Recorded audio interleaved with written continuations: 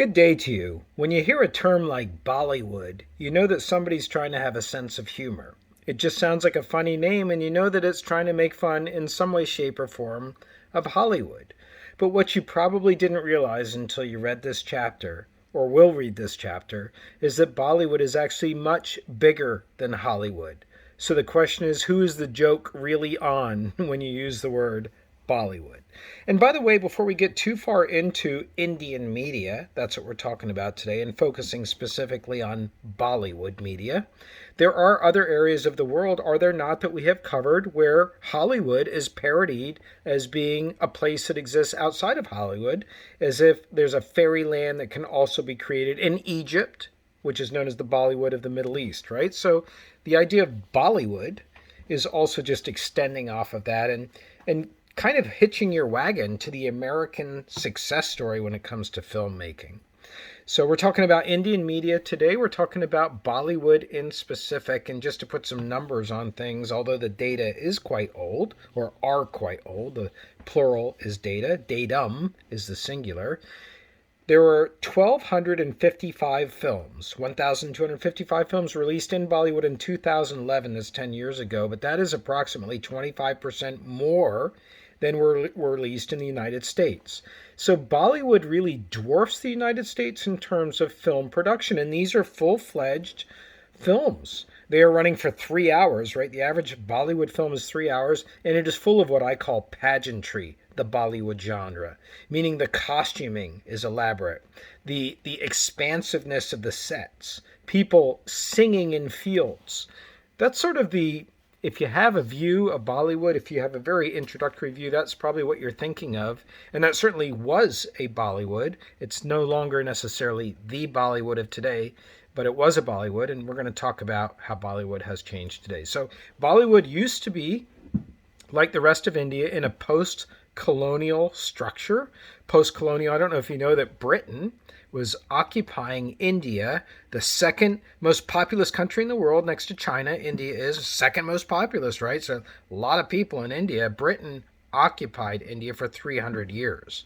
300 years Britain occupied India. That's why English is spoken so widely in India. So there was a post-colonial period after Britain left where you had just a mom and pop business structure for movies in India, meaning there were movie houses, but there were just few. They were family run. They were movie houses, right? To call it a house instead of a theater, that's kind of a giveaway right there.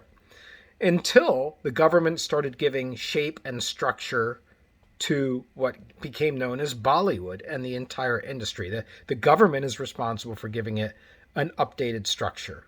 And that very imagery of Bollywood that I discussed earlier, that kind of quaint people dancing in the fields, if you've heard anything about Bollywood, that may be what you think of. I don't even know if you've heard of Bollywood before this class, but if you had, you may be aware. You should Google it, right? Google it right now while you're watching this and look at the costuming for Bollywood.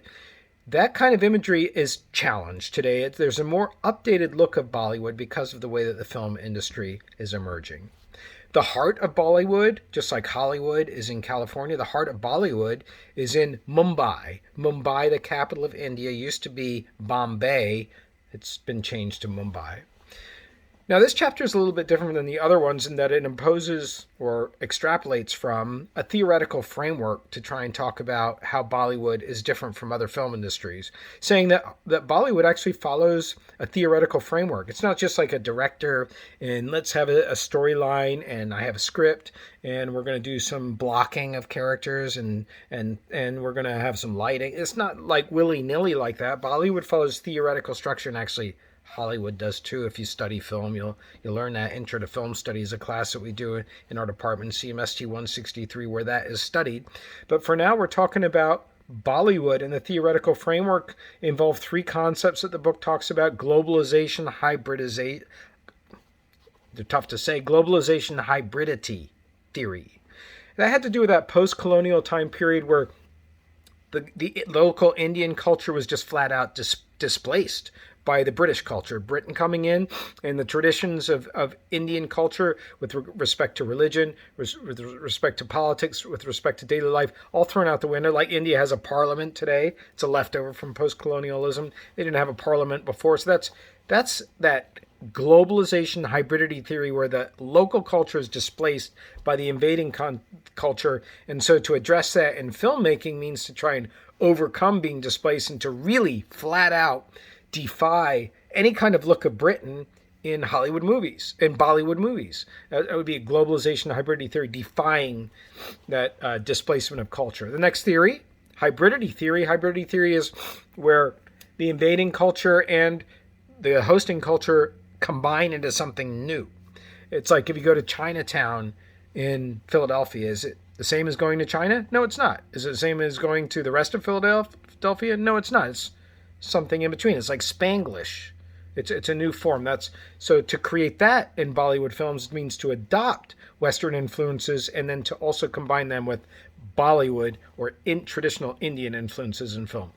And then you have cultural differentiation theory. Cultural differentiation theory speaks to that part of the Bollywood audience that is the diaspora audience. Do you know that term, diaspora? A diaspora refers to people who have left a country and have taken up civilization somewhere else in the world. Jewish people have a diaspora. Bollywood has a diaspora.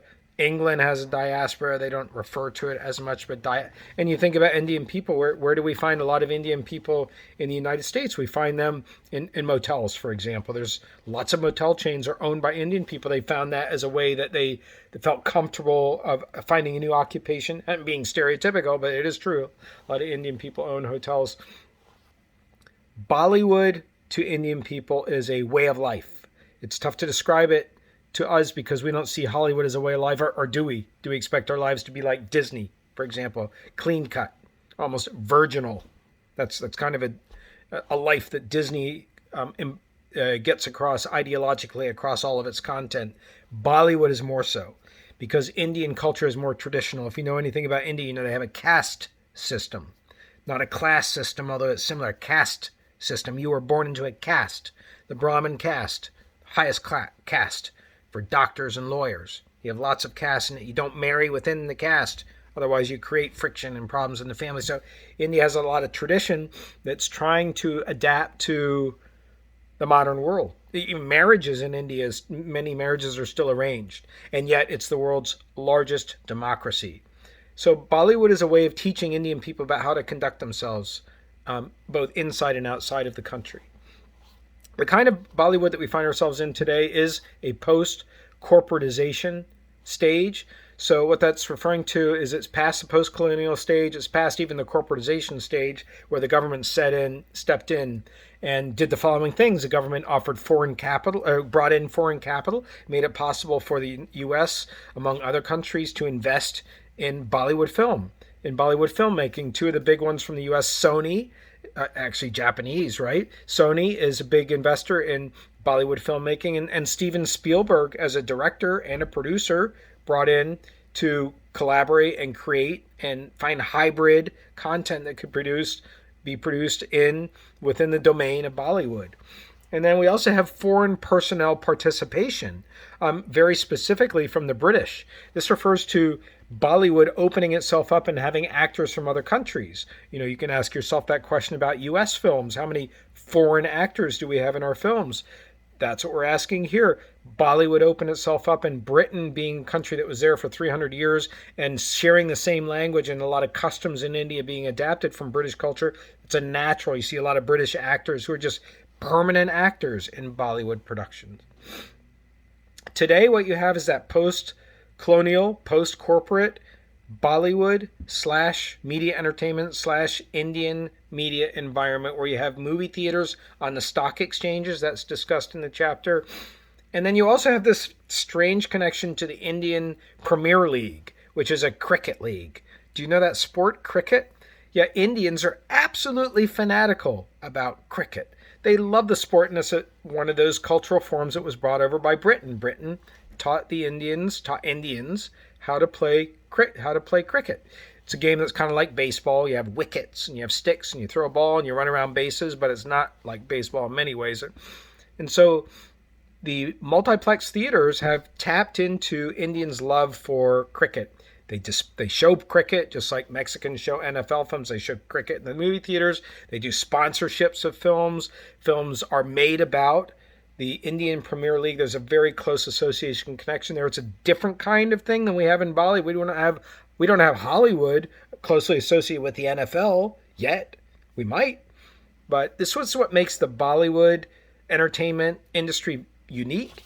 It makes India unique as a country, and it's going to wrap up our final country and our final lecture for comparative media. And as we look across all the countries that we've studied, we can see a lot of similar trends. We can see a lot of similar trends of countries opening themselves up because of globalization to collaboration and co-productions and hybridization, as it's called, with other countries. We can see those trends. We can see the trends of governments moving away from media being only associated with government funding and government properties. Many countries moved away from that a long time ago. The U.S. arguably was never in that mode, but of those countries where government media were the norm, we see media moving more into private, commercialized hands. That's another trend that we saw happening. And a final trend that we can say happening is really what the course focused on and what the book is all about. And that is a shift away from, across the world, taking in serious media content as the chosen media content that people take in, whether it's film, whether it's TV, whether it's radio, whether it's newspapers. Instead, what we are doing today when we occupy ourselves with media is we are really searching for entertainment content. That's what we're looking for. We're entertaining ourselves more on a global scale with media than we ever have before. I hope you've enjoyed the material in this class, and I very much look forward to reading your papers. Have a great day.